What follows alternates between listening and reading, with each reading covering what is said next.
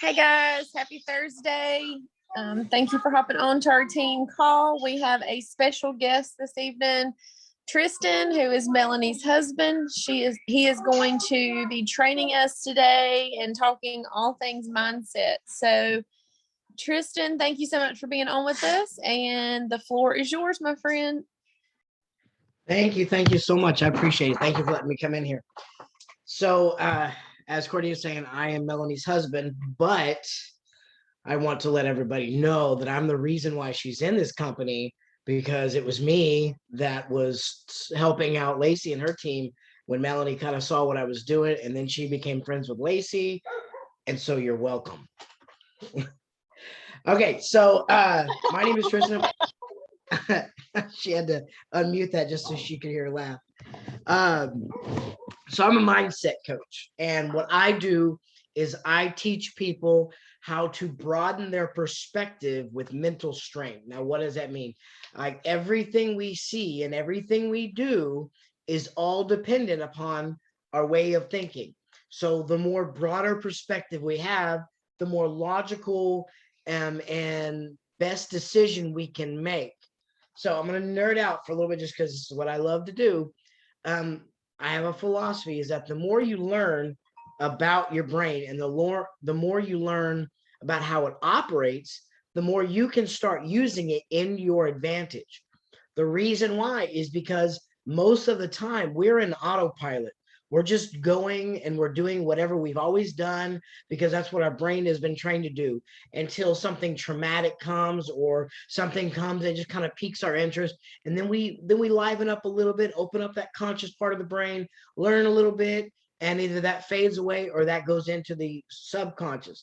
What we learn is if we can activate certain parts of the brain, it will help us to develop better habits and better living style. So eventually we can have a better lifestyle in general. So our brain is like this multifaceted. It's left, it's right, it's front, it's back. It's many different things all working in correlation with the body and with your emotions. Okay. But what I'm going to do is I'm going to try to break this down into three main parts of the brain. Okay. There is the reptilian part of the brain. Okay, that's at the very base. What that part does, that controls like the way your heart rate is, your gut. It deals with perspiration, sweat. It deals with all the body functions, right? Like your heart and how it beats, your lungs, how much they breathe. Then there is the limbic system, which is right in the middle. Okay, that is the emotional part. Okay, that's the one that has fear, lust, anger, greed. It has all these emotions, and it's just kind of swirling right above the base. Then you have the neocortex. Okay, the neocortex is where it's what separates us from animals. It's that conscious. It's the knowledge. It's where we're not doing what we're trained. We're doing something because we're learning how to do it. It's where the conscious steps in and the subconscious kind of eases back. Okay. Now, what does it have anything to do with mindset? What does that have anything to do with mentality? Well, actually, it has everything to do with mentality because what you think affects how you feel, which affects how you act. So, whenever I was in grade school, I don't know where I got this message at, but I learned that there's these things in our brains called neurotransmitters. And I always pictured like the brain as like the big messenger mailman. And whenever we do something, it sends a message through these little passageways into our arm to say, raise the arm, to walk, to blink. And it tells everything what to do. I was not into science, but I had no idea how powerful that was. Because whenever you learn something, your brain gets a wrinkle, but it starts forming neurotransmitters to react emotionally. Now, what happens there is when we learn something, most generally it's the emotional state we're in as we're learning. Okay, that's how triggers happen. That's how we get triggered into feeling things off like I saw a Coke bottle today and I had an anxiety attack. Well, that's because something from my childhood taught me that Coke bottles are bad because of an emotional state I was in, which then the emotional state affects the way my heart rate, it affects the way my pulse is, it affects everything my body does. That's why we can have an anxiety attack while we're laying in bed perfectly fine and safe, because our brain takes information, connects it to an emotion, then the emotion connects it to a response system in the body. That's powerful, because once you realize what is my body doing, then you connect it to, well, what's my emotion saying? Then you can connect that emotion to, well, what's my brain thinking? And then you can find where the dysfunction kind of starts to happen, and you figure out, okay, I've been thinking about this and it didn't even dawn on me what I was doing. So now I start changing my thought process, which then affects my emotion, which then affects the rest of my body. Now, I am living proof that you can manipulate your body into doing what it's supposed to do, and you can manipulate your mind to doing what it's supposed to do as well. Your brain is an organ, but if you treat it like it's a muscle, like it's this big muscle that needs to be trained and need to be told what to do, you then begin to start making decisions in your life based off what your conscious tells it to do. So let's say I don't feel like getting up in the morning to go to the gym, but I activate my reticulus, which I'll talk about in a minute, and that says, no, I know that I'm tired, but it's going to be good for me if I go up and if I go to the gym. So then I force myself up and I get my clothes on and I go into the gym and I start working out. Next thing you know, I feel amazing. Here I was 5-10 minutes ago, I was dog tired, trying to press snooze, and now I'm pumped up and I'm ready to tackle the world. All because I overrode this automatic system that wanted to go back into this habit of pressing snooze.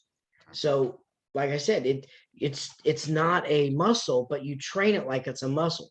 You want it to lift, you want it to think, you want it to be what you want it to do. Therefore, you then learn how to take response off what your knowledge says, what the books tell you, what your leaders tell you, what mentors tell you, and then you start overriding those old habits that you had. Next thing you know is you start overriding, and those overrides become the new normal. So, great example. There's this part in your brain. It's called the reticulus.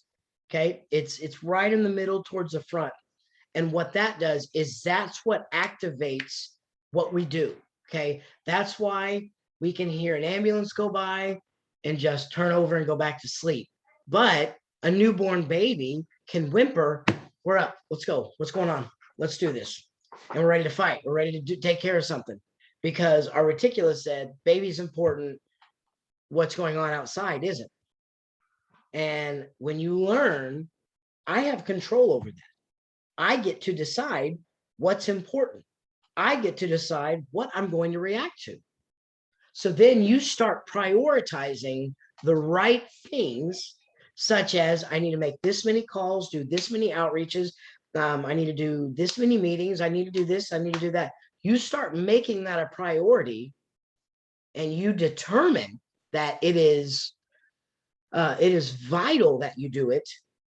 Then your reticulus will start activating, and you won't be able to sleep because something's not right. That's right. I need to go do this, because your body is like, no, there's something more important we need to get up and do. And so take it like this. All right. When I was younger, my first son was born. I remember I was lying in bed, and in those days, I was a hardcore sleeper.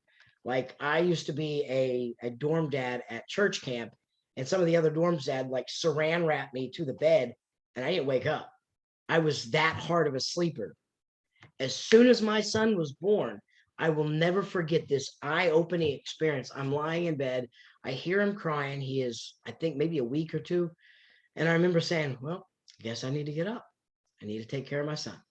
I had no problem waking up. I had no problem going over to his bed. I had no problem making him his bottle because it prioritized what I was used to, or it prioritized over what I was used to. So you have these two main aspects of your life, right? You have the psychological and then you have your physiological, okay? That's your body. The physiological responds to the psychological, but the psychological responds to the physiological. And all that differs, all that thing that can control it and change it is that not that subconscious, but that conscious part of the brain that's right next to the reticulus that can say, I don't feel like getting up, but I'm going to do this anyways. And then you start doing it, well, then your body starts feeling really good. And next thing you know, your pulse is up, but it's because you're exercising. Your heart's increasing because you're on the elliptical. Next thing you know, you start feeling really good about being productive. Next thing you know, from the good emotion, your brain starts activating and firing off going, wait, you know what? I could do this today. I could do this today. And I could do this. Man, I'm excited. Let's do this. And it's 5 o'clock in the morning when you are used to sleeping in at 5. So why is that powerful? Because you have control. You have more power than you think you do. We all do. We just don't realize it. We're in this sleeper mode most of the time. Just that subconscious, it's just autopilot. We get the gears going. We wake up, we brush our teeth, we put on our clothes, we go to work. It's all autopilot. That's because the brain has been trained to do just that. Now that we have this power of knowledge and we feel better about it, then our body will start to aliven and we'll start to think, okay, what can I do differently?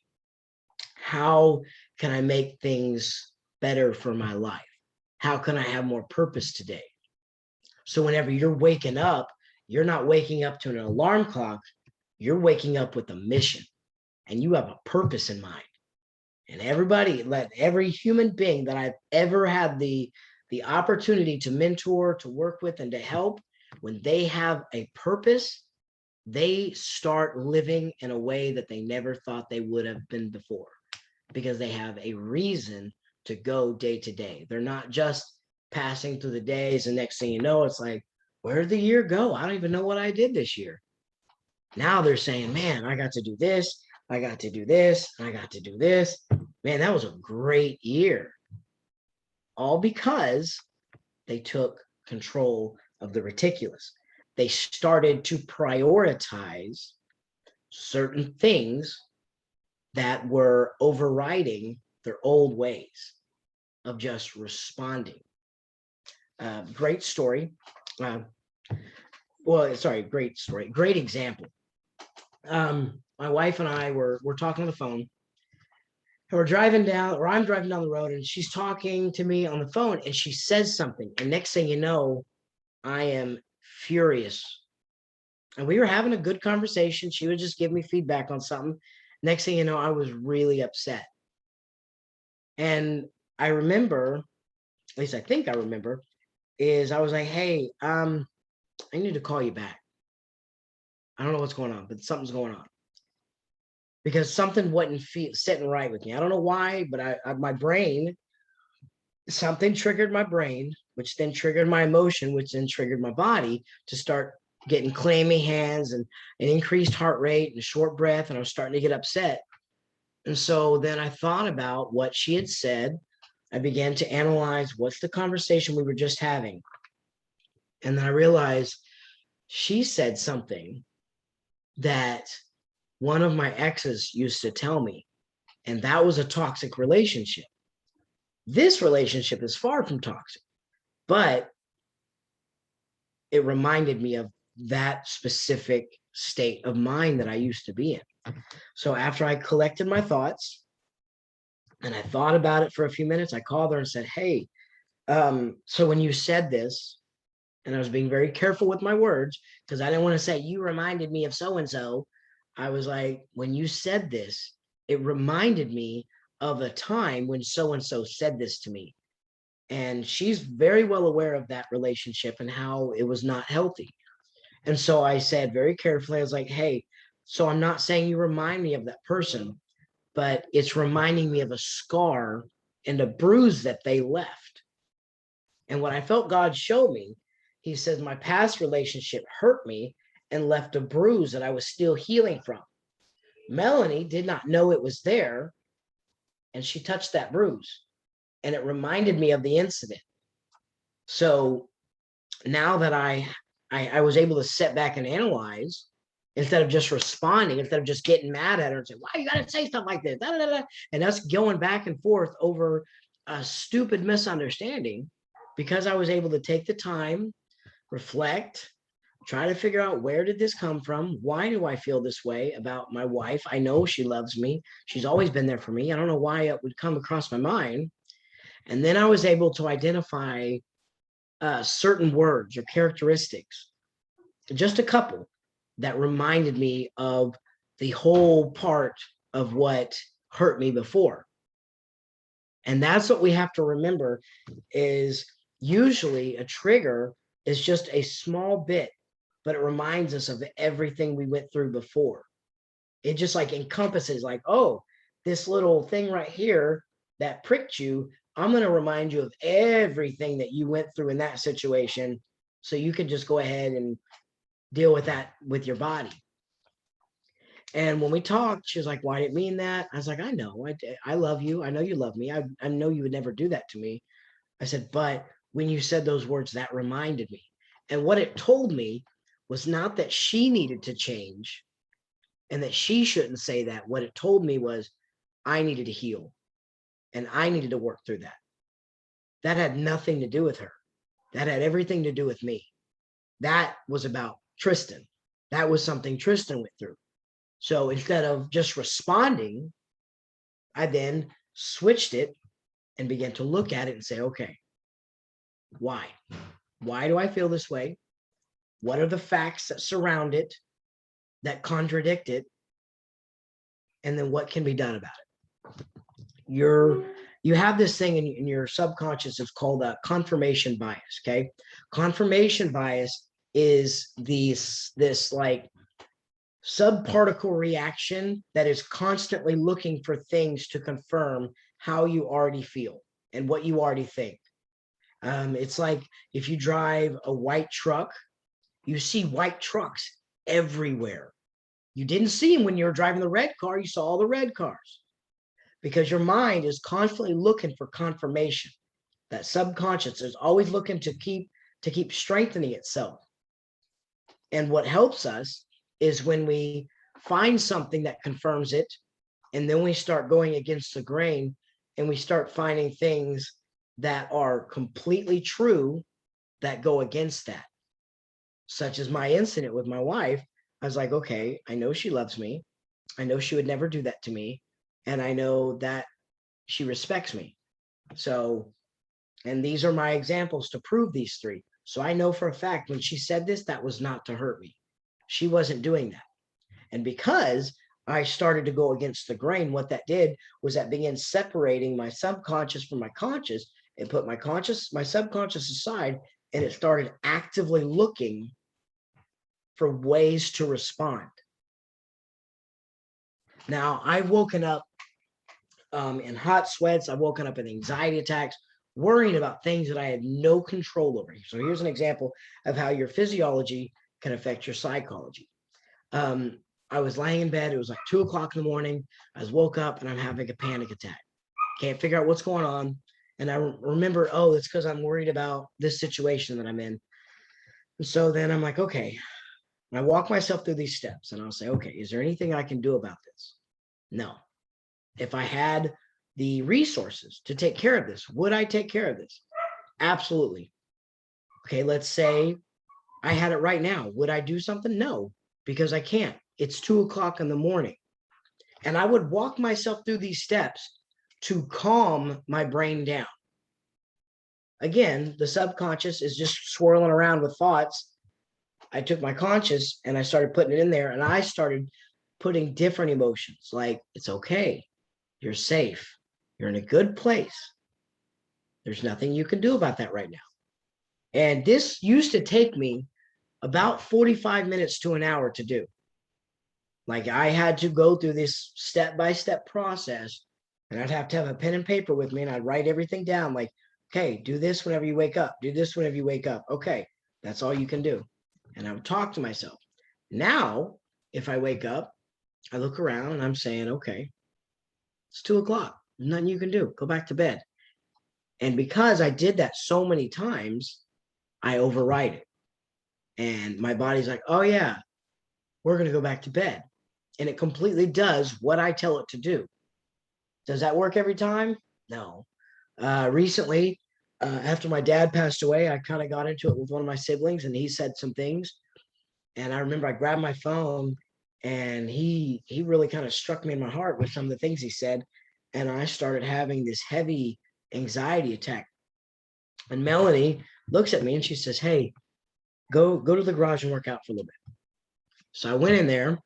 I did like a couple pull-ups. I hit my punching bag for a few minutes. Now, this is where your physiology affects your psychology. Before, it was my thinking affecting my body. Now I'm talking about how your body affects your thinking. Now, I started working out. Again, it's 3:00 in the morning. I did like, I think maybe 5 minutes, did a couple pull-ups and did the punching bag for a little bit. I think I jumped up and down. I got my heart rate moving. And all of a sudden, my brain began to think, oh, I must be working out. That's why my heart's beating like this. And so then my body started to calm down as if it was coming down from a workout. And again, it's just all about what is the mindset that I have when I go into a situation. Am I just responding, or am I taking action? And if I am responding, why am I responding that way? And what can I do to take action? That's how you get control or power in your mind. That's how you grow as a human being. That's how you develop new habits. Instead of everything being responsive, like most of the time, we don't generally change until trauma changes us. We just kind of sit back in autopilot and we just wait. And then something happens and we respond. Then something happens and then we respond. And then trauma happens and we're devastated. And then our brain begins to process things a little bit differently. But because we're distraught, we don't make the best decisions, thus performing new habits, thus creating triggers. And now that I've been traumatized, I have these old habits, or I have these new habits, and I've changed, but I've changed for the worse. I'm reading this book, and it's called Feel Better Fast and Make It Last by Daniel Amen. Daniel Amen did this research. I think they did 96,000 brain scans, and they separated people that were optimistic and people that were pessimistic.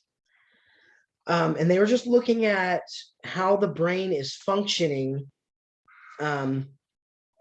whenever it's going through stress. They were looking at how does a brain operate? And like they were finding a lot of really cool stuff. But for the sake of this conversation or this talk, they found that pessimistic people were less likely to develop physical illness over pessimistic people who are constantly sick. And I'm sure it wouldn't take but 5 seconds to think of one person that you know that is always sad, they're always down, and just seems like everything is always happening to them. They're always sick, they're always having money troubles, they're always doing this, they're always doing that, and they're always just constantly in this state of despair. And then you start feeling bad for them, but when you realize how they view everything in life is through this perspective of the bad things are permanent, the good things are temporary. Yet you look at someone who's optimistic, they're usually pretty happy, they're lively, they've got this purpose, they've got this energy flowing out of them, they've got this aura that like, man, there's something about them, they're cool. I don't know why, I just like being, they're always happy. That's because they've switched.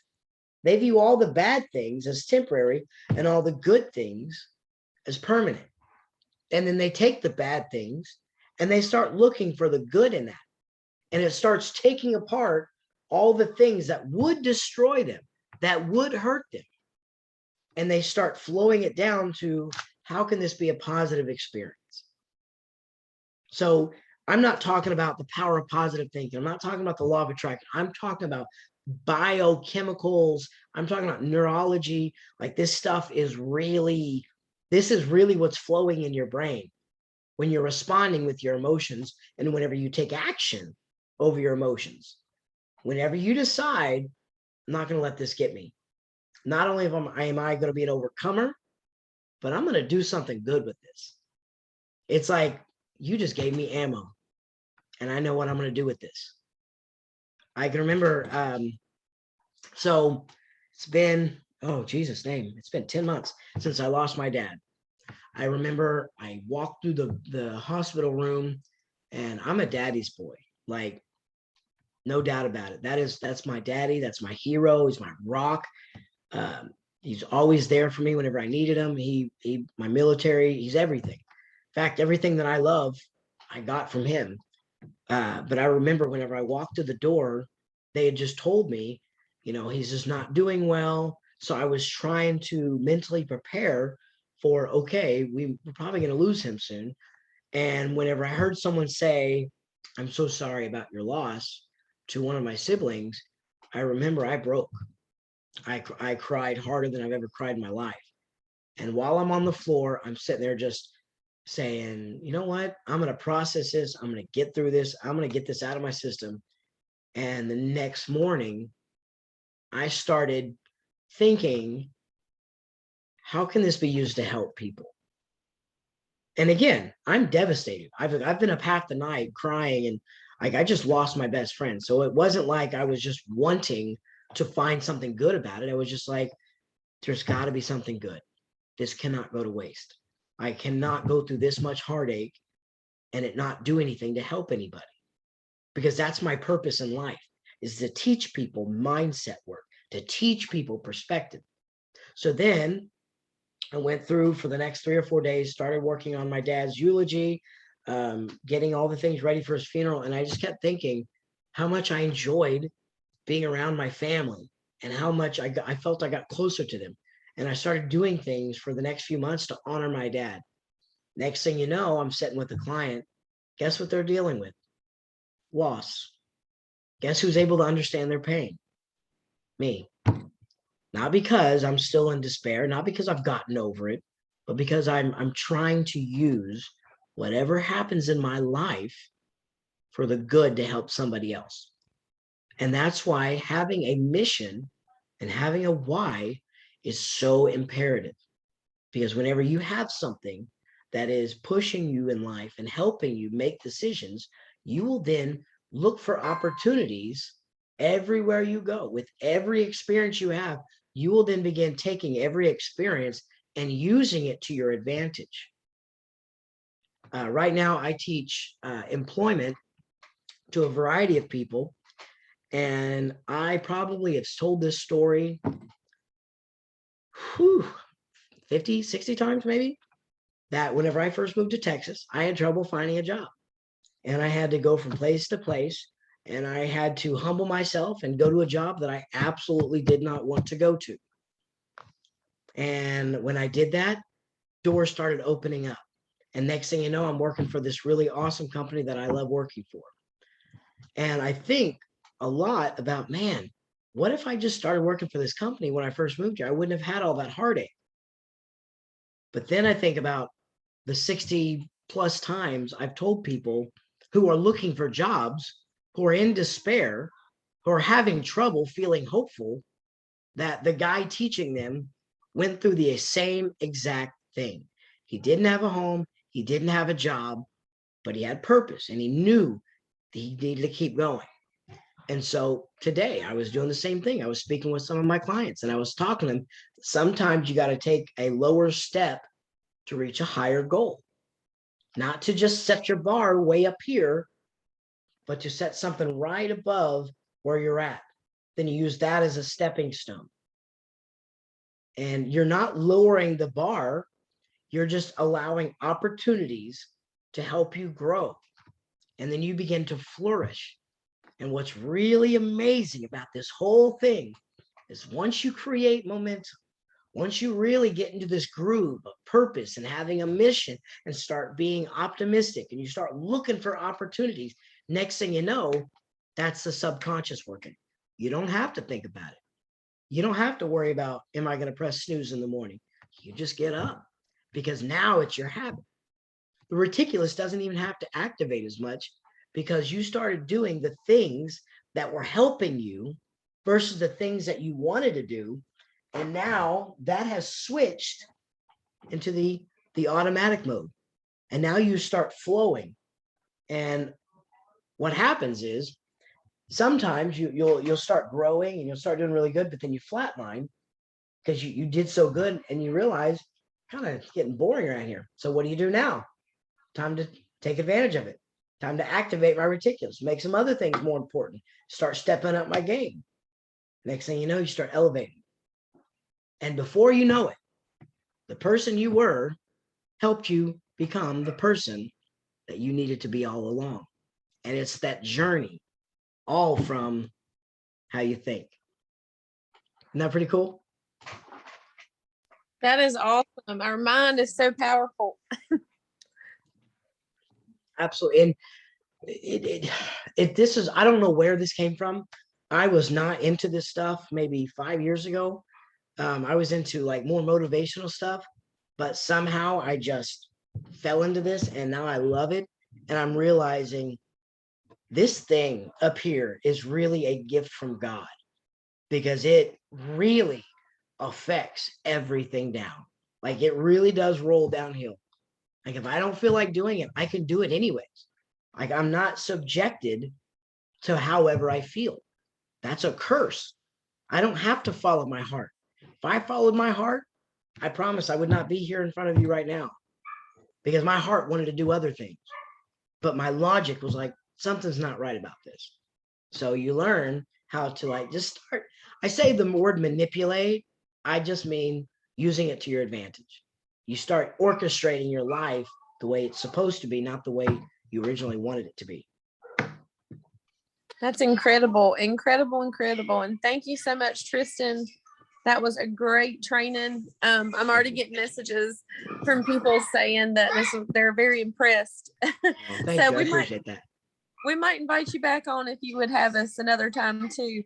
Do some more. Just set the date for me and I'll be happy to do it. Thank you so much, Tristan. I appreciate that so much.